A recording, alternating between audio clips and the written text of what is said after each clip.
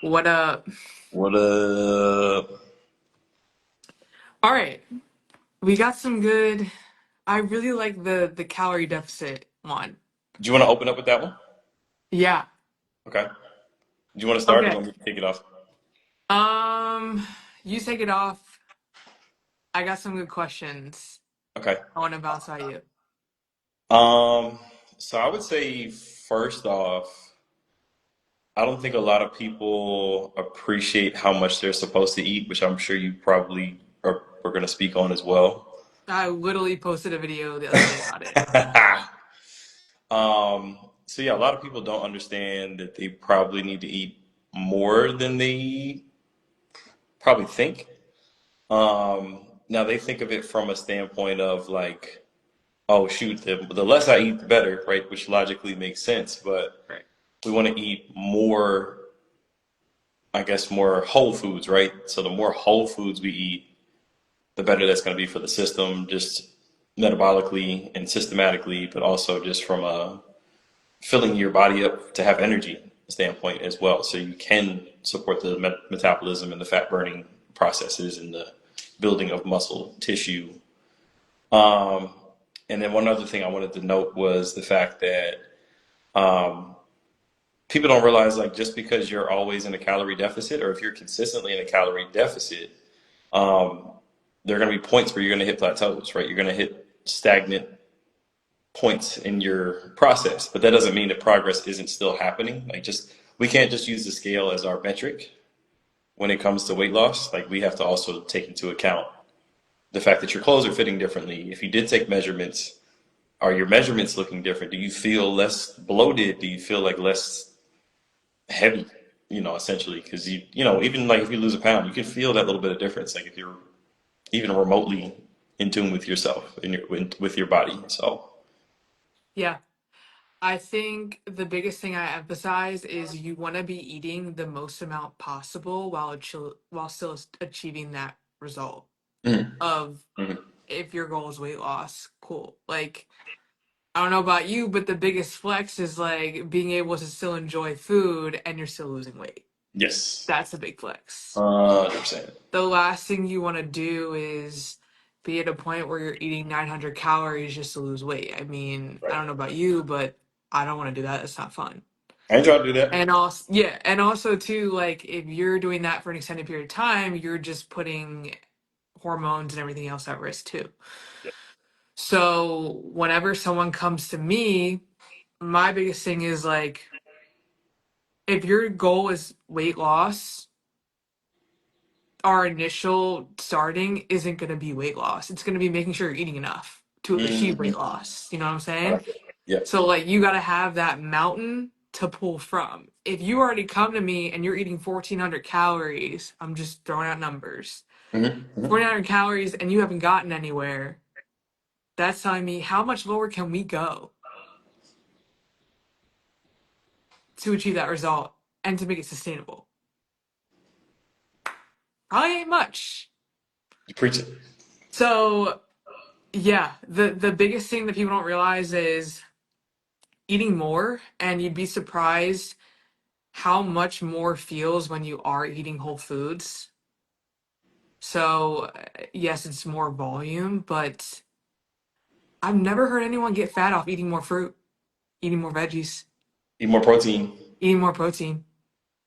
Unless it was like you're eating Popeyes every day, that'd be different. But Different. yeah, But different protein. But I'm just, I'm yeah, talking just like structured eating habits. Like I've generally eat, and it's so daunting to people about eating more because immediately when someone thinks eating more, they think they're just going to gain weight, right?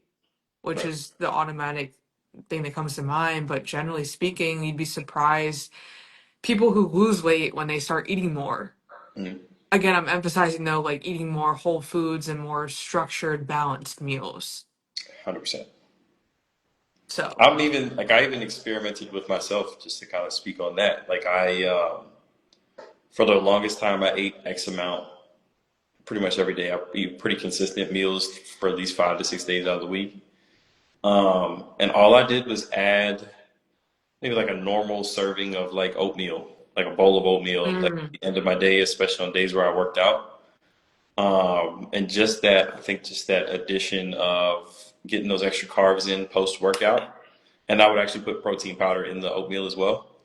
So getting that extra protein, I'm getting that extra fiber, made a huge difference in some of my like aesthetic, goals, as well as I lost like a little bit, like a few pounds that I was looking to lose as well. So Yeah, prime example. coming coming from like a physique point of view of just like more carbs and filling you out a little bit more, and obviously like carbs bring water into the muscles because of glycogen, so like Right. giving you that pop, Hmm. but also too, the weight loss could have been just like better recovery. Right. The 100%. the little the little things mean the most. Yes. Uh, and I definitely realized that too from bodybuilding. And just like the very minimal changes can do so much for the body. Hmm.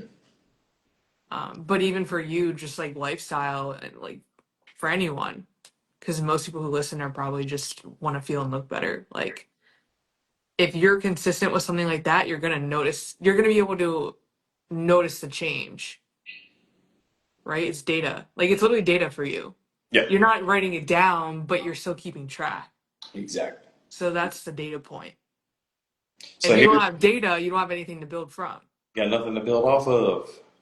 So here's a cool question for you. Like obviously most of your followers probably know that you did the bodybuilding thing. What were your experiences like going through, and I'm sure you said it in your content as well, but like what were maybe some brief little points that you noticed as you went through the extremes? Like what were some things you maybe learned that you maybe applied to some of your clients as well? Honestly, one, recovery. So I did a lot of infrared sauna. Mhm. I did a lot of the Nordic track boots. I did that like religiously, literally probably 4 times a week. Mhm. So something like that. Being really harsh on my sleep, so making sure I got my 8, 9 hours that I needed. Same with like cardio, because I had to do cardio, fasted cardio every morning. Mhm. So making sure I built a routine in the morning that I generally looked forward to, of like going to do cardio and then having my first meal, having 2 meals before I trained too was night and day. Especially when food was lower, like at least having some food in me before I went to train made a big difference. So just little things like that, honestly. I will say because how flexible my schedule is, the way I went through prep is probably different than someone who has like a very strenuous 9 to 5 job. Because obviously you don't have that flexibility. So for me, with what I do, like I could be very flexible, Right.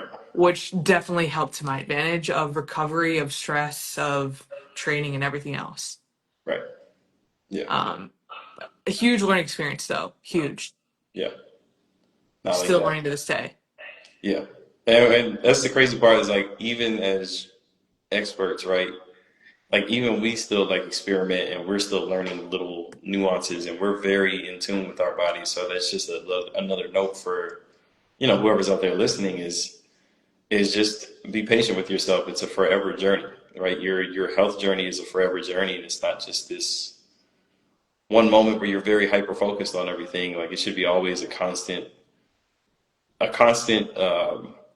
desire to be more in tune with yourself and more in tune with your body. Right. Yeah. You know. Um, the awareness thing is huge. Yeah. Just becoming more aware, Yeah. learning what soreness feel like, normal soreness versus like, oh crap, maybe I do need to take another rest day this week, Exactly. or just feeling more tired than usual or feeling more run down than usual. Yeah. Um, Something I'll to like communicate to obviously with you or me, or so you know how to program, so I know how to program. Right. All those things are important. Yeah. Somebody's asking some important questions here. Tacos or burritos? I feel like we always get hilarious questions. Eat some protein, quit being a baby. Tacos or burritos? What's your vote? Mmm, that's a good question. I think I'm gonna have to go birria tacos if I had to choose tacos. Okay. What about You're you? going like hyper specific. Yeah, we're going all the way in. Oh, okay. I was just gonna say tacos. Okay. I wasn't gonna be hyper specific, but Do you I have a feel like go? tacos you get better bites. I feel like when you eat a burrito, it just falls apart. Mmm, it's valid. I feel like there's more opportunity for flavor in a burrito though, because you can just like There is. you can throw There everything. is. You can, but it Yeah, gets messy. it does get messy. But tacos get messy too. Facts. I was just about to say that. So Mm, it's to me though, whenever I've had a burrito, the tortilla is just very soggy. that makes sense. That's fair. Versus like you could double up on a taco and it's not really, It's not as bad. yeah. But trying to double up on a burrito is just like a lot going on. Like, what are we doing? Yeah, it's a Okay, lot going on. I dig it. I hope he did John Jenkins Smith. I wonder if he stayed for the question to the answer. I hope so. Okay, wait, I got a question for you. And What's this is up? a really common one. I feel like a lot of people come across to me with, and I'm sure you've heard it too. When someone comes to you and says, like, I'm eating healthy, but I'm not losing weight, Mm, what do you tell them? mm, How often do you hear that? all the time. Oh, literally all the time. First, I want to see what they're eating. Yeah, Like, because you could be eating like people's perception of what is healthy and what is not is completely skewed, and I blame us as a conglomerate of trainers and healthy professionals. We are a part of, unfortunately, improperly educating people, which we're trying to do a better job of. Right, you and me are now right. putting solid information out there. Um, but yeah, first thing I do is become a detective. Like, what in the world are you eating? What in the world are you not eating? How much are you eating? Kind of going back to our previous, Right. previous part of the conversation. Um, but yeah, usually it's like consists of like peanut butter, Nuts. salads, nuts. Yeah, just random, very calorie dense Yeah. meals, or they just don't eat at all. Yeah. So it's always like one extreme on either end. It's never somewhere in the middle. Rarely ever. What about you? Eating healthy doesn't mean eating for fat loss. There's a Yeah. difference. Yes. That's a good point. Because a lot of people just equate fat loss with health. Right. There And they're like, is, oh, if it's got protein in it, it's healthy. right. Even though it's like a freaking adult candy bar with like 60 grams of protein, Right. but it's made with God knows what kind of ingredients. Right. There's like a disconnect between eating healthy and like eating in a calorie deficit for fat loss, Mhm. right? Mhm. Like we gotta bridge that. Yes. But marketing has done this evil, Mm. evil spell on everybody that just if it says high protein, if it says low sugar, if it Low fat. says low fat, then it's immediately healthy. Yes. But that's all going back to like the calorie deficit point, and like truly to lose fat, you have to be in a calorie deficit. Right. Correct. So, Mm. um, That's a great point. yeah, that's one I get a lot. Mm. And then typically when I ask them and there's some sort of pushback, Mm. there's your answer right there. Mm-hmm. Mm-hmm. Every time. Literally never Right. never fails. So Yeah, what is your approach when you do get that response? Like what do you usually like do you have like a system of analogy. steps? Yeah, what is your thing? My main analogy, and I'm sure you probably heard this before, is if you're trying to buy a car and you're trying to save up for a car, you gotta know what's coming in and out of your bank account in order to make sure you can afford your car payment or afford your car. Mm. I like that. If you're throwing darts blind, who knows? You might be under some weeks, you might be over some weeks, right? Facts. But if you know what's going in and what's going out, you know exactly how much you're netting each month. Right. If you're in profit, you're in loss. Right. That's the same thing with your body. Hmm. You know if you're in profit, if you're in a surplus, or if you're at a loss and you're in a deficit. Yeah. You don't know until you try. The 100%. people who avoid it are just scared to see the truth. Mm. Or they're, Or they maybe don't understand. right. That too. Right. They don't understand the logistics of it. Right. Um, that's a good point. I'm still in that analogy, by the way. Oh, yeah, it's go on because Still in that. I mean, Fire. when you put it in that word, like in that wording, it makes sense. Yeah. It's How are very you logical. supposed to know something if you don't know? Like Right. if you're throwing, like I said, you're throwing darts blind. Right. You truly don't know if you're saving or if you're gaining. Right. No, you're 100%. 100% right. What other, anything to add to that part? Um. So what else? Okay, I got another question. What you got? What's like a trend in 2025 that you feel like is taking over that needs to like be put to an end? Like an eating trend? Could be anything, anything fitness related. Huh. I think people are gonna hate me for this, but the high intensity classes, Okay. not a fan. I think people are already stressed out enough, and now you're adding more high level stress to an already stressed system. Mm, And then on top of that, you're likely not eating enough to support that level of intensity 3, 4 days a week. You're not recovering appropriately in between that time frame, so you're in a catabolic state right. constantly. So yeah, you may lose like 10, 20 pounds, but at what cost? Now you have a long-term health issue that you have to clear up. You've maybe got some dysbiosis in your gut because now Right. your body's been so stressed out. Um, you're putting it's putting a lot of stress just on a from a biomechanical standpoint. You're just putting a shit ton of stress on your body because they're doing all kinds of crazy. You've seen those classes. They're doing a bunch of crazy stuff. They're jumping around for doing box jumps for a minute straight or squat jumps for a minute straight. That's these are 40-year-old, no offense, 40-year-old plus people, 30 plus year old people doing jumps for a minute straight. Then they're Yeah. lifting like crazy weight. It's just not healthy. And they're doing stuff for an hour. Yeah. It's not sustainable. I I just think the education and the wording behind it is very misleading. Like people who take classes, I think they have this mindset of if I'm not sweating, if I'm not dying, then I'm not seeing progress. I wasn't sore the next day. Right. Yes. Yeah.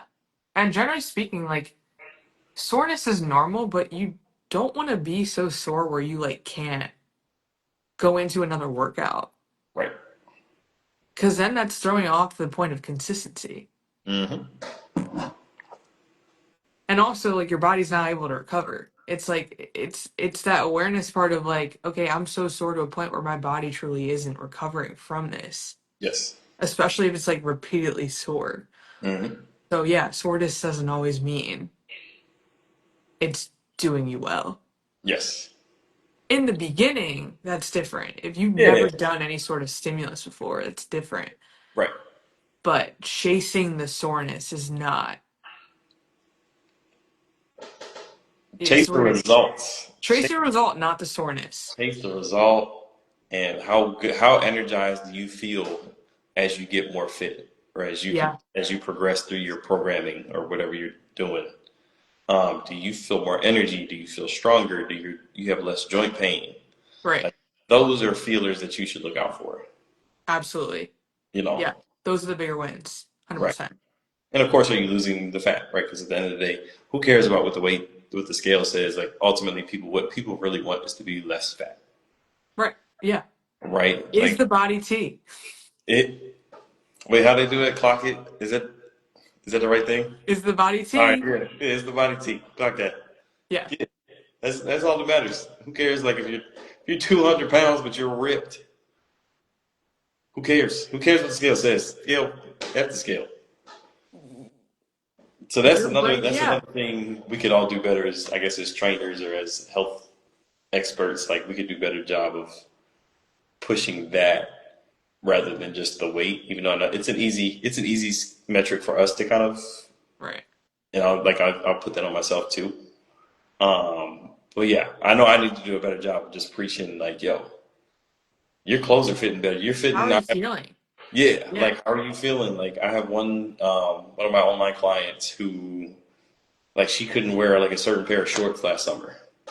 And now she's like, yo, these like she used to have to like wiggle into them if she did wear them, Yeah. or like she was like have to squeeze into them a little bit. But now she's like, yo, I can actually wear these shorts, There you go. and like I don't have to wiggle into them. I'm super comfortable the whole day. So I'm like, excuse me, those are the wins. And There you her go. weight hasn't changed much since we started, but she's like, yo, I'm wearing clothes I didn't think I'd ever be able to wear, There you go. and that's a bigger win than anything, Absolutely. you Yeah. know. So Awareness. exactly, Awareness piece. exactly. Cool. Anything else? No, Anything I else think for that was, me? that was good. That's a good Cool. question. Yeah. What else did we have on there? Eating out, Um, I know. eating out. Did we talk about eating out the last time? A little bit. I feel like we could make that into tone though. Because I could go on about that too. Facts. Truth about calorie deficit. Trying to think of what else. I think I had We some don't stuff. gotta cover it all.